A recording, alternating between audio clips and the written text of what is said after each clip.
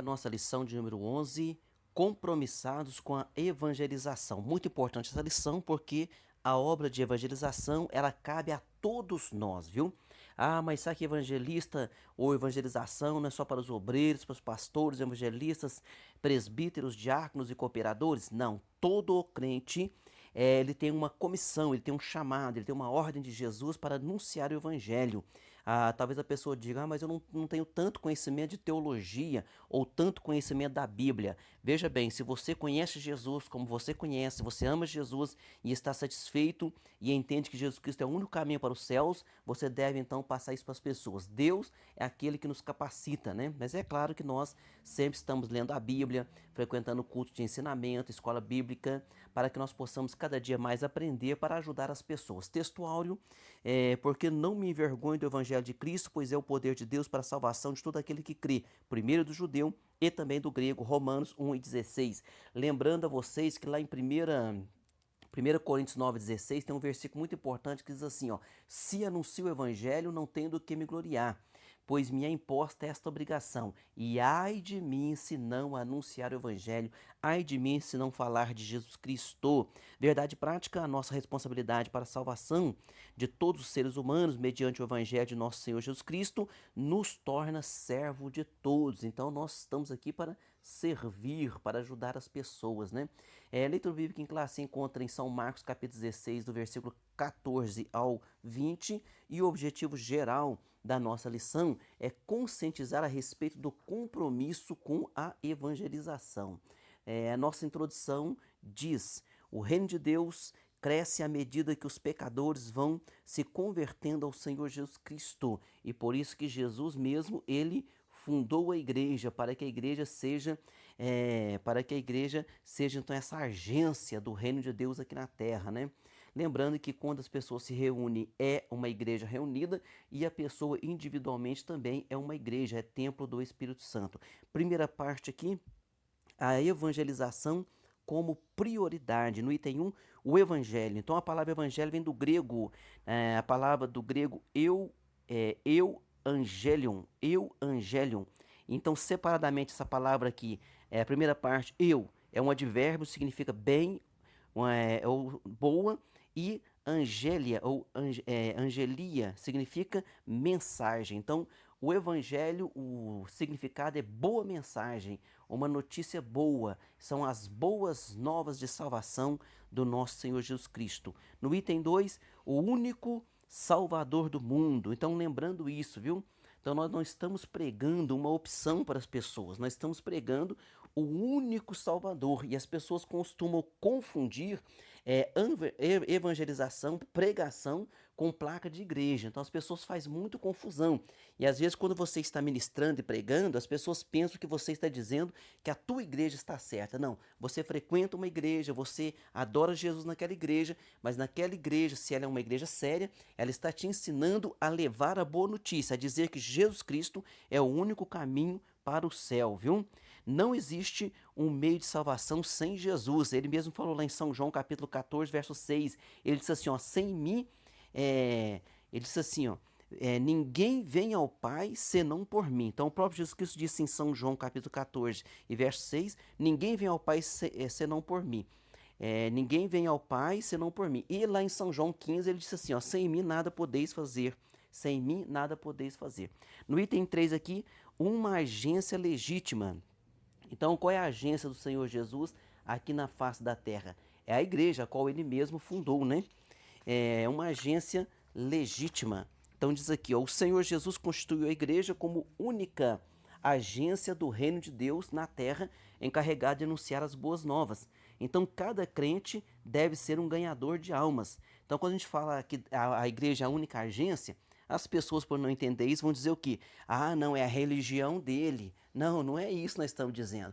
Então as pessoas não entendem, entendem muito bem que uma pessoa é a igreja, uma pessoa ela é a igreja. E quando as pessoas se reúnem, também é a igreja. Então veja bem, a quem Deus otorgou o poder de anunciar o evangelho? A quem recebe o evangelho. Então os discípulos receberam o evangelho, os apóstolos receberam ali, Jesus soprou sobre eles o Espírito Santo e mandou pregar. Agora no dia de Pentecostes o Espírito Santo vem, inaugura a igreja e faz o que com aquelas pessoas? Manda pregar. Então, quando a pessoa recebe Jesus, ela recebe também a obrigatoriedade de levar o evangelho, viu? Na parte 2 aqui, Jesus morreu para salvar todos os seres humanos. Então, nós temos que tomar muito cuidado com essa teologia aqui. Por quê?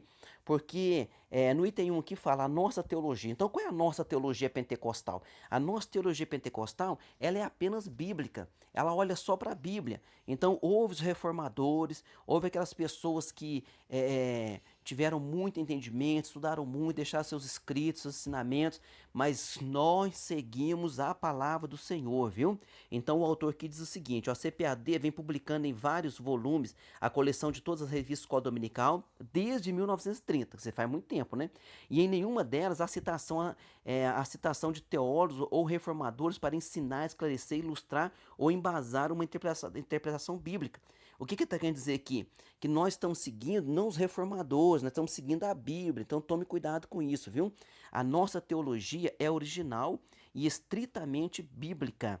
Então eu tenho por mim que quando você fala que um evangelho é protestante, é um termo errado para se usar. Por quê? Porque protestante foram aquelas pessoas que protestaram, porque saíram de dentro da igreja católica e protestaram contra ela. Martinho Lutero foi um grande protestante, né? Mas nós não estamos saindo da igreja católica e protestando contra a igreja católica. Nós estamos falando de Jesus Cristo, protestando no caso, contra o mundo, contra o pecado. Procurando ajudar as pessoas, porque nós sabemos que a pessoa sem Cristo, ela vai para o inferno. Eu preciso de Jesus Cristo, não é a minha placa de igreja, não é a minha religião ou a minha religiosidade, mas é o Senhor Jesus Cristo. A nossa teologia é original, estritamente bíblica. Um dos nossos legados deixados por nossos pioneiros. Então, os nossos pioneiros deixaram isso bem claro, viu? Os pioneiros da Assembleia de Deus. No item 2, por quem Jesus morreu? Então, nós cremos que Jesus morreu por toda a humanidade. Agora, há uma discussão teológica. Qual é essa discussão teológica? Nós estamos aqui resumindo, viu? Essa discussão teológica, ela tem duas linhas de raciocínio. A primeira, expiação limitada, e a segunda, expiação ilimitada. Ou seja, Jesus morreu por um grupo de pessoas ou que Jesus morreu por todas as pessoas. No item A aqui, expiação limitada. Trata-se de uma ideia de que Jesus morreu apenas por um grupo de pessoas, ou seja, aqueles escolhidos, que já tinham seus nomes escritos no livro da vida antes da fundação do mundo. Então, isso é uma interpretação equivocada e errônea. Veja bem, olha a interpretação que eles fazem. Lá em 1 Timóteo, capítulo 2, versículo 4, diz assim, ó, que a vontade de Deus é que todos os homens se salvem e venham ao conhecimento da verdade. Sabe como é que eles interpretam aqui?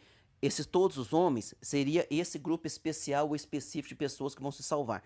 Então é uma interpretação errônea, equivocada, expiação limitada. Jesus morreu por um grupo de pessoas. E isso não é uma interpretação correta da Bíblia Sagrada. No item B aqui é o que nós cremos aqui, ó, expiação ilimitada. Isso significa que o Senhor Jesus Cristo morreu por toda a humanidade, viu? João capítulo 4, versículo 42, diz que ele é o Salvador do mundo. 1 João 4,14 diz assim, ó, testificamos que o Pai enviou seu Filho para Salvador do mundo. Então João diz isso. Agora lá em São João 4,42, quando a mulher samaritana, ela crê que Jesus Cristo é o Messias, ela vai na sua aldeia e prega, todos vêm e creem em Jesus, depois eles mesmos falam para aquela mulher, olha, a princípio nós viemos porque você falou, mas agora nós estamos vendo com os nossos olhos que ele é o Salvador do mundo. Então Jesus é o Salvador do mundo. Jesus não é o Salvador de apenas uma classe de pessoas, ou apenas, entre aspas, aí, dos escolhidos. Não, ele é o Salvador do mundo. Agora, se você perguntar para mim, pastor, se ele é o Salvador do mundo, né? Então, se ele é o Salvador do mundo, por que que nem todas as pessoas são salvas? Aí é uma pergunta boa, né? Se ele é o Salvador do mundo, por que nem todas as pessoas são salvas? Olha aqui na letra B, ó. Expiação ilimitada. Então, por que nem todos são salvos? Porque o nosso Deus, ele nos capacitou com o livre-arbítrio. Por quê? Porque nós temos escolha. Quando você vê que se um anjo lá no céu se rebelou e caiu por terra, é porque ele escolheu se rebelar. Então, nós, seres humanos, nós precisamos aceitar Jesus e nos convencer dos nossos pecados, para que nós possamos alcançar a salvação. Então, nós cremos aqui, ó, salvação ou expiação ilimitada. Essa é a nossa crença pentecostal, viu? Então, vamos para a parte 3 da nossa lição.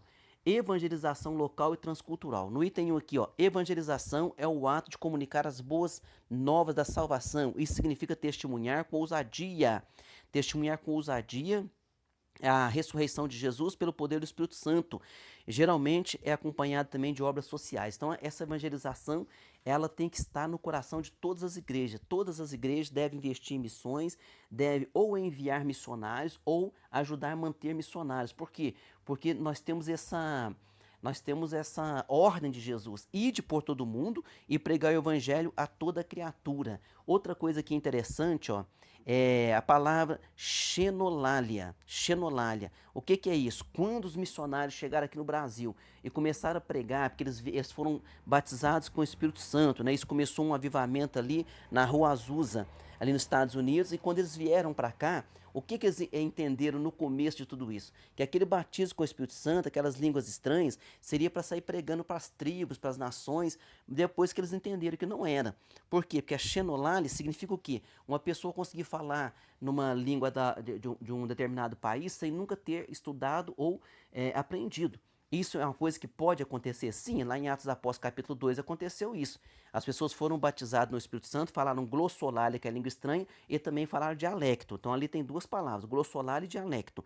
Mas ao início se imaginou isso, que a xenolalia seria o seguinte: a pessoa é batizada com o Espírito Santo, aí de repente ela começa a falar num outro idioma. Não é isso, batizado no Espírito Santo é falar em línguas estranhas, falar em mistérios com Deus. Agora, pode também Deus fazer um milagre desse, a pessoa falar numa outra língua ali, de outro dialecto, para evangelizar alguém? Pode. Isso já aconteceu em Atos dos Apóstolos capítulo 2 e nós temos vários casos, né?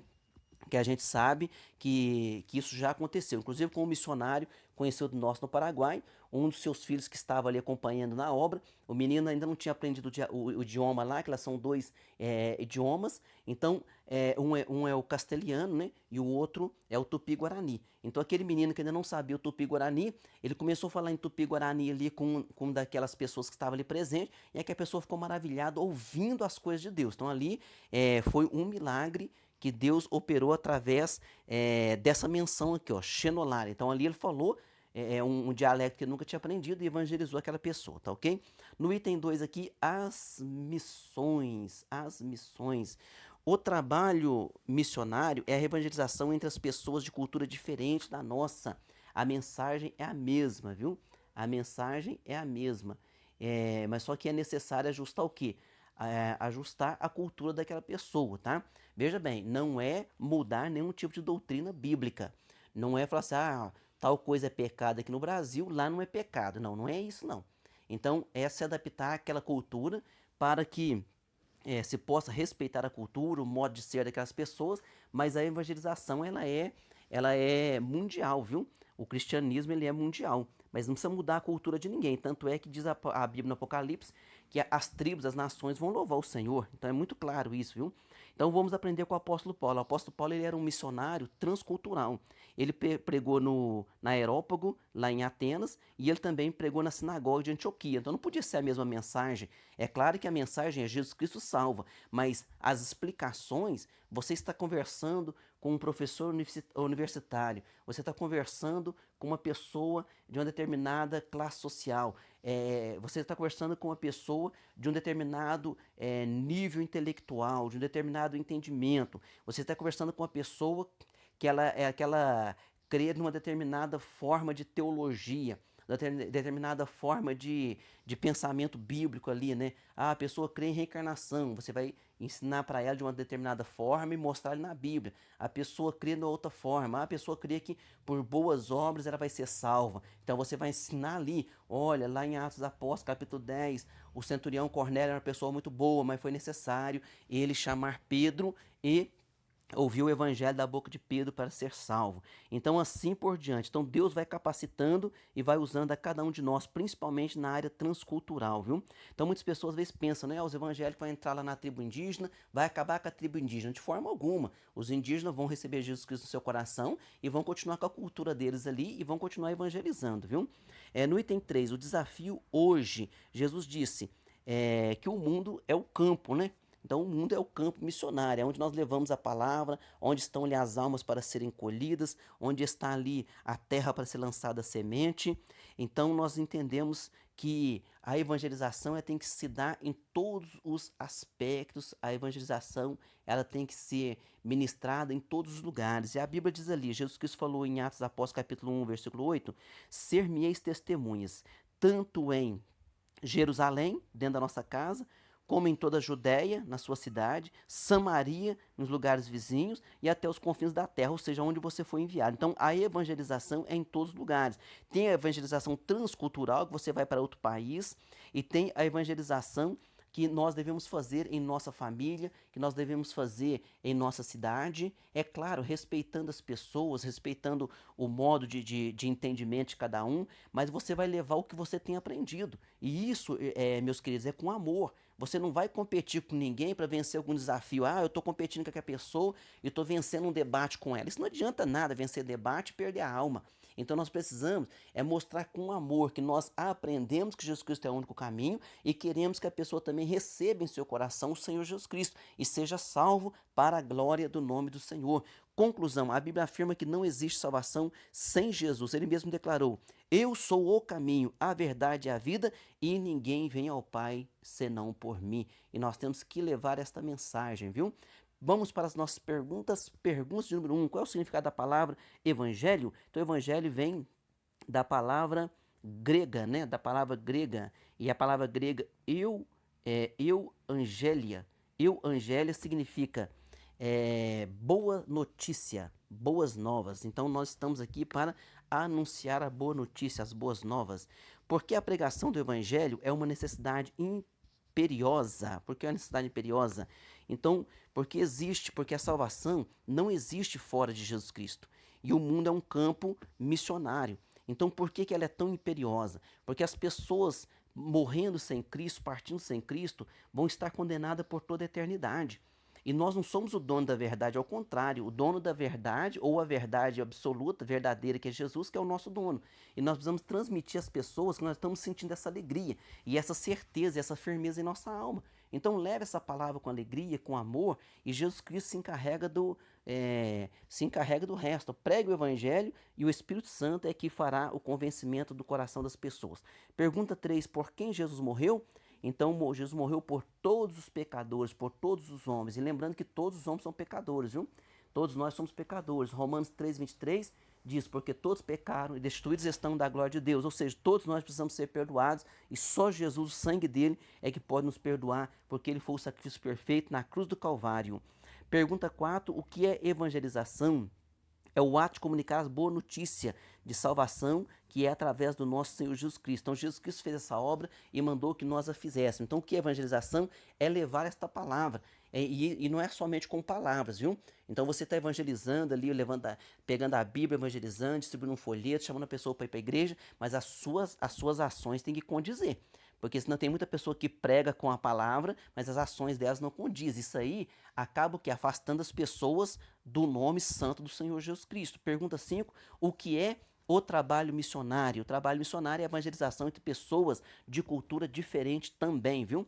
O trabalho missionário, tanto você pode evangelizar na tua família, na tua casa, os teus vizinhos, na tua cidade, como também uma missão transcultural, ir para outro país evangelizar, levar a palavra e chegar ali, conhecer os hábitos deles, conhecer o jeito deles de viver, né? Respeitar, é claro que o respeito é acima de tudo, e levar esta mensagem maravilhosa que por mais que uma pessoa, que nem o centurião Cornélio era um homem bom, né? Entre aspas, aqui falando de coisas humanas, um homem temente, um homem maravilhoso, mas no entanto, sendo uma pessoa tão boa, ele precisava de Jesus e Pedro foi lá e anunciou Jesus, recebeu Jesus, ainda foi batizado com o Espírito Santo, ele e toda a casa dele. Então, querido, que Deus te ajude nessa obra de evangelização, que Deus nos ajude a levar esta palavra, que Deus abençoe você e sua família e até a próxima aula. Amém.